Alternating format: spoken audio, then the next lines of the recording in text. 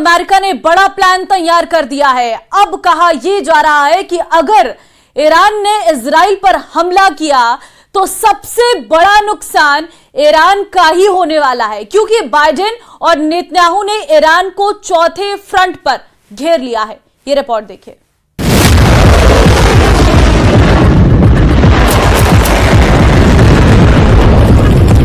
Unequivocally condemn it and resolutely fight it without exception.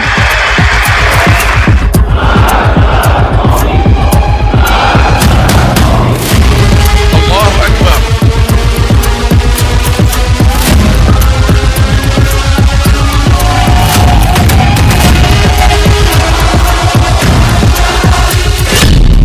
हानिया की कसम, Gaza बनेगा Israel.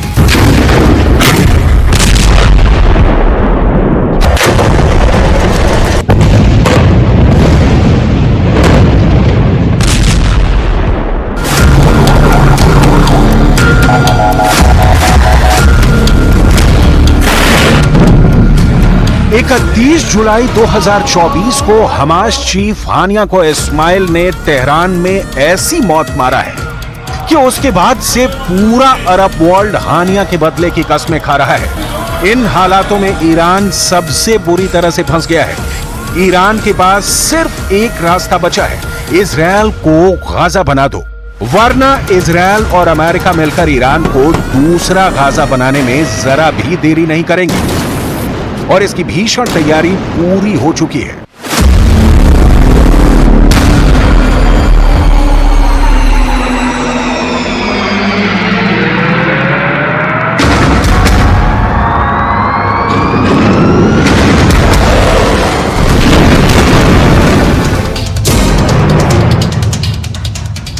Iran पर इस वक्त इजराइल से खूनी बदला लेने का बहुत ज्यादा दबाव आ चुका है, लेकिन इधर इजराइल ने ईरान को साफ चेतावनी दी है कि अगर इजराइल पर ईरान की तरफ से हमला हुआ तो ईरान पर ऐसा हमला होगा कि उसकी आने वाली नस्लें तक याद रखेंगी। इजराइल की खुफिया एजेंसियां मोसाद और शिन बेत ने जो इनपुट पीएम नेतन्याहू को दिए हैं, उसके हिसाब से इजराइल 72 घंटे के अंदर ईरान की आईआरजीसी और हिजबुल्लाह के टॉप कमांडरों को मार देगी, ताकि ईरान और हिजबुल्लाह की तरफ से जंग पर बड़े फैसले लेने वाला कोई नहीं बचे। इधर इजराइल को अमेरिका से जबरदस्त साथ मिलने लगा है, जिसने पूरे मिडिल ईस्ट को आग में झोंकने का काम किया है। जरा देखिए समंदर में कैसे अमेरिकी नौसेना के घातक युद्धपोत इजराइल का साथ देने के लिए पहुंच रहे हैं। ईरान और हिजबुल्लाह के हमले को देखते हुए अमेरिका ने अपनी सेना को समंदर में उतार दिया है। जानकारी के मुताबिक अमेरिका ने मिडिल ईस्ट में अतिरिक्त लड़ाकू विमान और नौसेना के युद्धपोत उतारे हैं।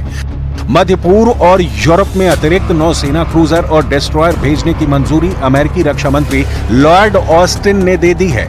अमेरिका ईरान की घातक बैलिस्टिक मिसाइलों को मार गिराने की तैयारी कर चुका है। इसके अलावा अमेरिका में लड़ाकू विमानों का एक अतिरिक्त स्क्वाड्रन भी ईरान से मुकाबले के लिए तैयार हो चुका है। अमेरिका के रक्षा मंत्री लॉयड ऑस्टिन ने USS Abraham Lincoln career strike group को तैनात करने का ऐलान कर दिया है। इसको लेकर पेंटागन ने कहा है कि इससे land based ballistic missile defence system और ज्यादा मजबूत होगा और ईरान और हिजबुल्लाह जैसे दुश्मनों को तबाह करने में जबरदस्त मदद मिलेगी। סגרנו חשבון עם מוחסן ונסגור חשבון עם כל מי שפוגע בנו, כל מי שטובח בילדינו, כל מי שרוצח את אזרחינו, כל מי שפוגע במדינתנו, דמו בראשו. هذه مواقف تاريخية، مواقف رجال، مواقف عظماء، يقول الموقف في الوقت المناسب. هذه جريمة لضيف على الجمهورية الإسلامية لا بد أن يدفع مرتكبها وهو الاحتلال الإسرائيلي أن يدفع الثمن. الآن نترك تدفيع الثمن للجهات المختصة، والقسام اليوم أعلن أن الاحتلال لن ينجو من العقاب وقد فتح الآفاق للمقاومة. لنترك الميدان يحدد كيف ترد الأمة.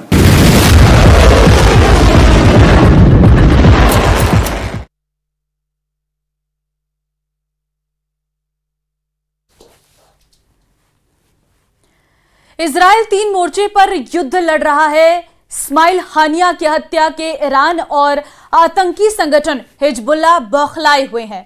ऐसे में इजराइल भी पूरी तरह से तैयार है। अगर ईरान ने इजराइल पर हमला किया तो उसे 6 देशों के गठबंधन से सामना करना होगा। ईरान को गाजा बना देगा इजराइल। पीएम नेतन्याहू गाजा के बाद ईरान और हिजबुल्लाह को एक साथ निपटा देना चाहते हैं। इसके लिए नेतन्याहू को अमेरिका की सख्त जरूरत थी, जो अब पूरी हो चुकी है। अमेरिकी दौरे पर जब नेतन्याहू गए थे तो उस वक्त अमेरिकी कांग्रेस को संबोधित करते हुए नेतन्याहू ने डंके की चोट पर कहा था कि ईरान ही वो शैतानी धुरी है जो मिडिल ईस्ट में इजराइल और अमेरिका के ठिकानों पर आतंकी हमला करवाता है, और अब हम ईरान और उसके समर्थकों को पूरी तरह से तबाह कर देंगे।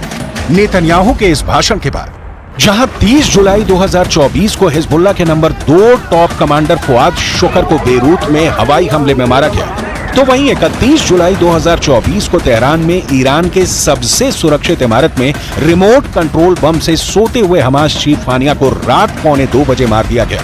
इजराइल को अच्छी तरह से पता है कि उस पर हमला होगा, और इजराइल चाहता भी है कि ईरान और हिजबुल्लाह बड़ा हमला करें, ताकि इन दोनों का भी वही हाल किया जाए जो गाजा में किया गया है। गाजा में 300 दिन से ज्यादा की जंग में 40,000 से ज्यादा फिलिस्तीनी मारे जा चुके हैं, जबकि 20,000 के करीब हमास लड़ाके आईडीएफ ने मार दिए हैं। जरा देखिए इजराइल को और कौन कौन से देशों का साथ मिल रहा है। ईरान को जहां Qatar, Lebanon, Iraq, Syria, Yemen, तुर्की और फिलिस्तीन का साथ मिल रहा है, तो वहीं इजराइल को अमेरिका का साथ मिल रहा है। कुछ रिपोर्ट का दावा है कि इजराइल को अरब देशों का भी साथ मिल रहा है, जिसमें सऊदी अरब, यूएई और जॉर्डन शामिल है। रिपोर्ट का दावा है कि इसी साल 13 अप्रैल को ईरान की ओर से इजराइल पर मिसाइल और ड्रोन हमला हुआ था। उस वक्त ईरानी मिसाइलों को रोकने में इजराइल कामयाब रहा था, क्योंकि उसे अमेरिका के साथ साथ जॉर्डन का भी साथ मिला था। वहीं यूएई और सऊदी ने भी सूचनाएं अमेरिका को दी थी, जिसका फायदा इजराइल को मिला। המסר שלנו לכל המזרח התיכון השבוע, אנחנו מי שתוקף אזרחי ישראל, מי שתוקף את מדינת ישראל, אנחנו מוכנים ללכת רחוק, יודעים להתאמץ מאוד, להביא מודיעין מאוד מדויק, ללכת, לפגוע, להרוג וגם לקחת סיכונים. ותקפנו בביירות ואנחנו תוקפים בעזה, ואנחנו נהיה מאוד חזקים בהגנה, ואחר כך גם נתקוף מאוד חזק. इधर इजराइल ने ऐसा वॉर प्लान बनाया है जो ईरान और हिजबुल्लाह के हमले के वक्त जबरदस्त काम कर सकता है।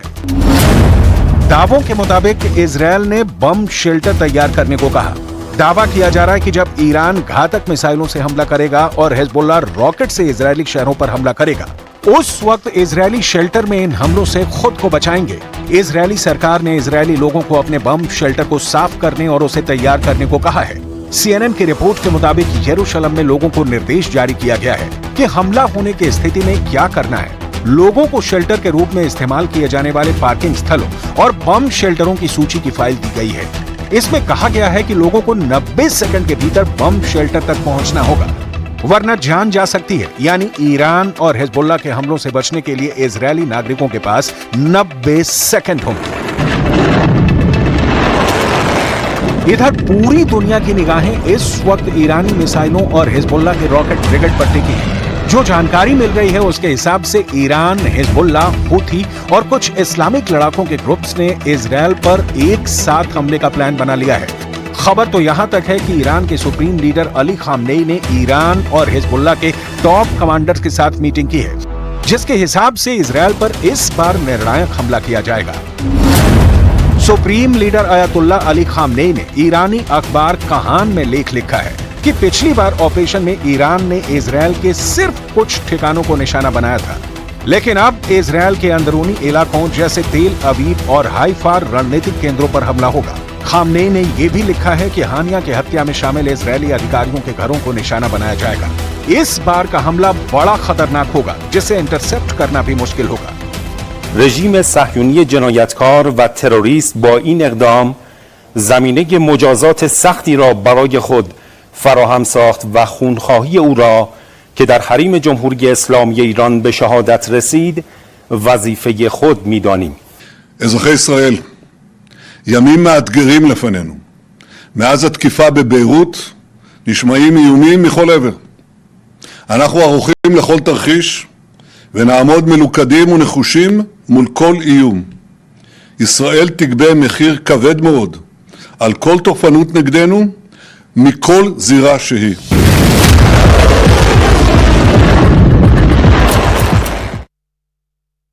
इस्माइल हानिया की मौत पर ईरान के रिवोल्यूशनरी गार्ड्स ने बड़ा दावा किया है। दावा यह है कि हमास चीफ को मिसाइल अटैक में मारा गया है और इसमें इजराइल की मदद अमेरिका ने भी की है। लेकिन इससे भी बड़ी खबर गाजा से है, जहां हानिया की राइट हैंड यहां सिनवार को सुरंग के अंदर घेर लिया गया।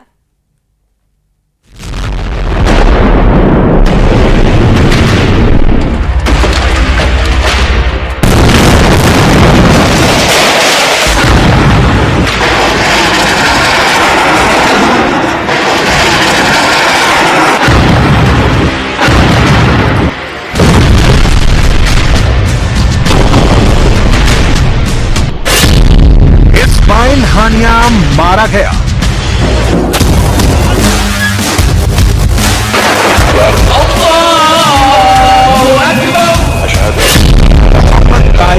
मारा गया।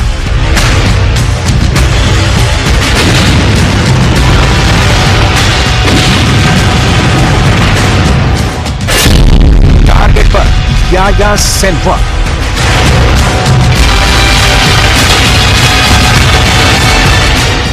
गाजा पूरी तरह तबाह है।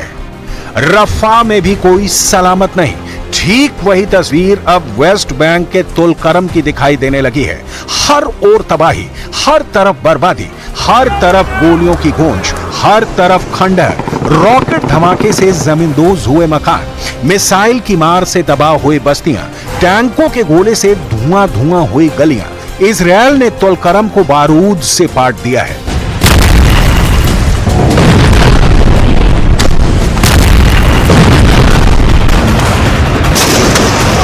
तुलकरम में इजरायल की एयर स्ट्राइक में 5 की मौत हुई है। आईडीएफ ने दावा किया है कि इस हवाई हमले में हमास का एक टॉप कमांडर ढेर हो गया है। आईडीएफ ने यह हमला कतर में हानिया का जनाजा उठने के बाद अंजाम दिया।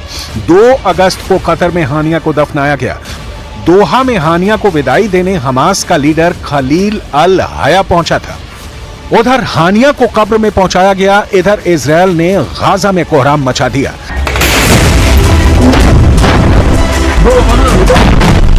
3 अगस्त की सुबह से भीषण बमबारी कर इजरायल ने गाजा पट्टी के उत्तर में एरेज क्रॉसिंग पर भारी तबाही मचाई है। The IDF will not tolerate terrorist attack on Israeli civilians. We have been responding to these attacks with precise strikes on Hezbollah commanders, terror operatives, and military infrastructures in Lebanon. Hezbollah's ongoing aggression and brutal attacks are dragging the people of Lebanon and the entire Middle East into a wider escalation. Israel air force जहां आसमान से बारूद बरसाकर Hamas लड़ाकों का सफाया कर रही है, वहीं जमीन पर आईडीएफ कमांडो याया सिनवार के सर्च ऑपरेशन में जुटे हैं। आईडीएफ की तरफ से दावा किया जा रहा है कि याया सिनवार किसी भी वक्त मारा जा सकता है। गाजा की सुरंगों में चल रहा सर्च ऑपरेशन याया सिनवार के खात्मे के बाद ही रुकेगा।